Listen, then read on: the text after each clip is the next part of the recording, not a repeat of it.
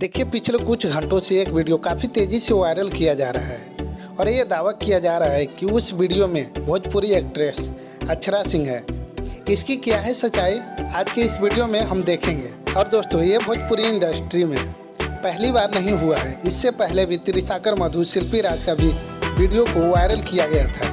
वैसे त्रिसाकर मधु का पूरी तरह से कंफर्म हो गया और ऑफिशियली तरीके से बता दिया गया था, लेकिन शिल्पी राज का मतलब लोग सिर्फ अंदाजा लगाए थे। लेकिन शिल्पी राज इस बात पर कुछ भी नहीं कहा, जिससे अंदाजा लगाया जा सकता है कि वो वीडियो शिल्पी राज का था या नहीं भी। खैर, ये पास्ट की बात है, तो इसको भूलते हैं और आते हैं एक्चुअल मुद्दा पर। दोस्तों, अक्षरा सिंह का भी कुछ ऐसा ही वीडियो वायरल किया जा रहा है। देखते हैं इसकी सच्चाई क्या है। उससे पहले हमारे चैनल पर अगर नए आए हैं तो हम वीडियो को लाइक करके चैनल को सब्सक्राइब कर दें।